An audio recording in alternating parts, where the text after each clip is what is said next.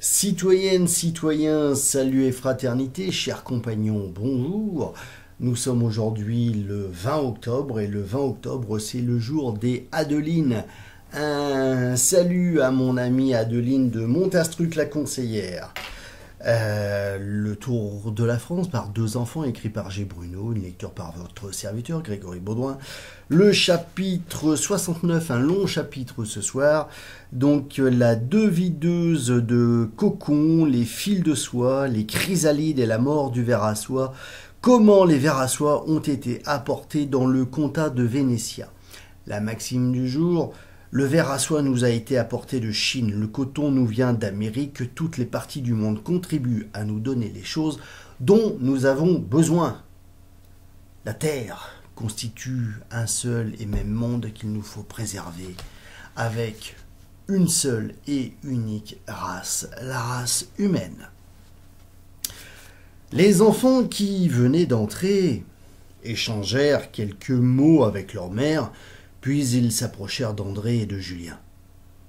André leur répéta la question qu'il avait adressée à l'hôtesse. « Est-ce que vous avez des vers à soie dans la maison et pourrait-on en voir ?»« La saison est trop avancée, dit l'aîné des enfants. Les éducations des magnans sont finies presque partout. »« Ah, bien. » fit le plus jeune, si on ne peut vous montrer les vers, on peut vous faire voir leurs ouvrages.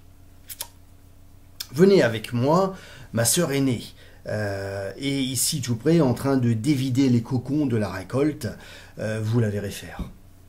André et Julien passèrent dans une pièce voisine. Auprès de la fenêtre, une femme était assise devant un métier à dévider. « Approchez-vous, approchez-vous, dit-elle aux deux enfants avec affabilité et en bon français, car elle ne manquait point d'instruction. « Tenez, mon petit garçon, prenez dans votre main ce cocon et regardez-le bien. C'est le travail de nos vers à soie. » « Quoi ?» dit Julien. « Ce n'est pas plus gros qu'un œuf de pigeon. C'est doux, à toucher, comme un duvet. » À présent, reprit l'agile devideuse, regardez-moi faire. Il s'agit de dévider le cocon, et ce n'est pas facile, car le fil de soie est si fin, qu'il en faudrait une demi-douzaine réunie pour égaler la grosseur de l'un de vos cheveux. N'importe, il faut tâcher d'être adroite.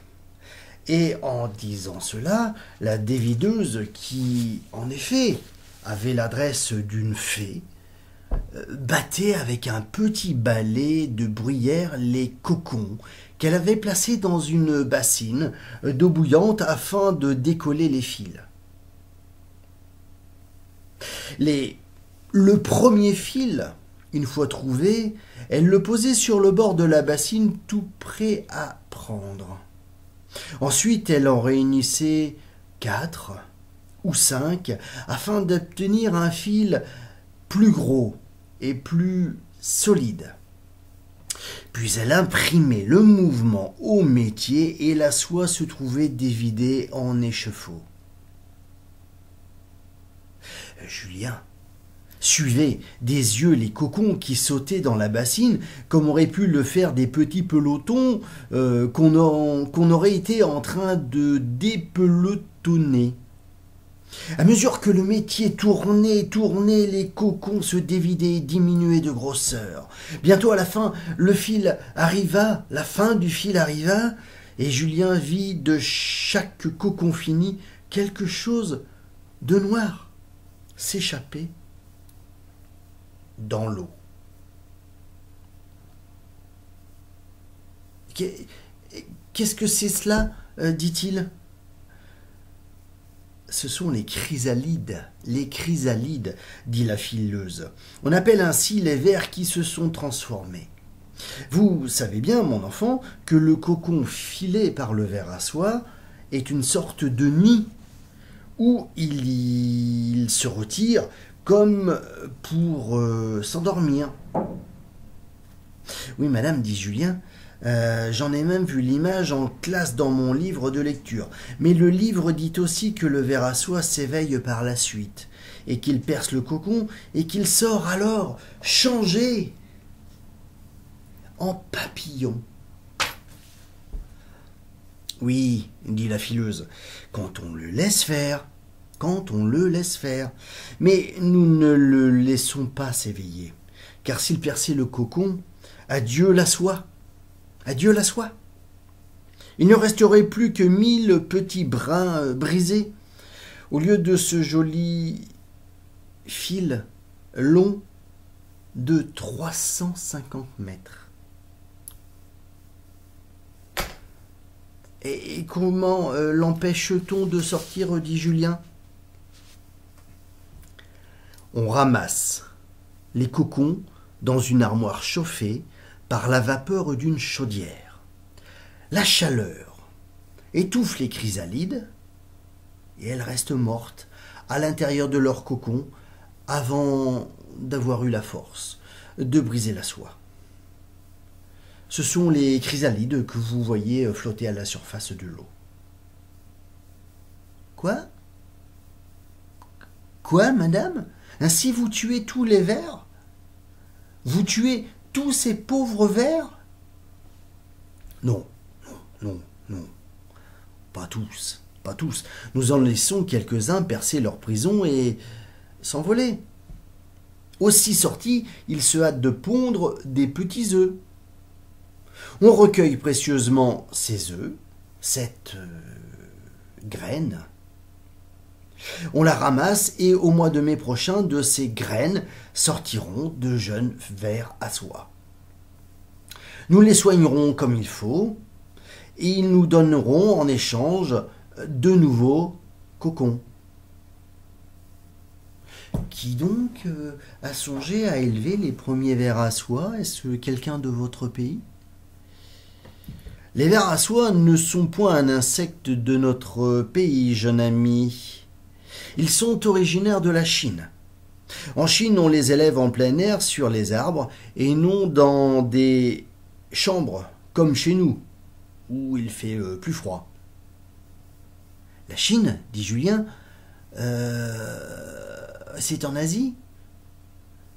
Oui, mon enfant. Des moines voyageurs, en grand secret ont rapporté le ver à soie de Chine en Europe. Comme les Chinois voulaient garder pour eux cette industrie précieuse, ils défendaient sous des peines sévères de la faire connaître aux étrangers. Mais les moines cachèrent des œufs de ver à soie dans des cannes creuses et ils les emportèrent en Europe avec des plants de mûrier. Plus tard, ce fut un pape qui dota la France de l'industrie des vers à soie. À noter que la Chine, petite parenthèse, ne voulait pas non plus que les Occidentaux connaissent le thé. Et donc les Occidentaux ont dû partir de Chine en usant de stratagèmes aussi, cacher le thé pour pouvoir l'amener en Europe. Parenthèse. Et comment cela, demanda Julien. Vous connaissez bien le comtat d'Avignon, qui est tout près d'ici. À cette époque, le comtat appartenait au pape. Grégoire X y fit planter des mûriers et éleva des vers à soie. Bientôt, on imita cela dans toute la vallée du Rhône, et on imita donc les gens d'Avignon. Et à présent, on élève des milliards de vers chaque année. Des milliards de vers chaque année. Julien remercia beaucoup la fileuse de tout ce qu'elle venait de lui apprendre. Et on alla se mettre à table. Alors les deux gravures du jour.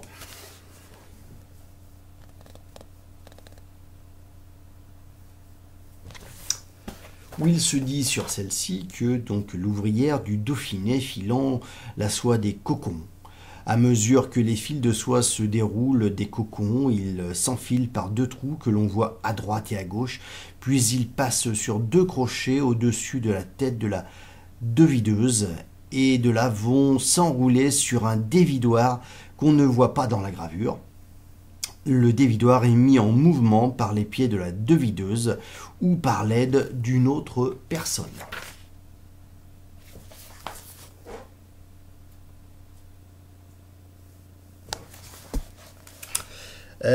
C'est un cocon. Hein, le cocon est une enveloppe soyeuse que se filent la plupart des chenilles et où elles s'endorment. Elles se connant en secouant le cocon. On entend dedans le ver endormi. C'est une édition originale. Alors il y a des fois le mot n'est pas très bien écrit. Imprimé.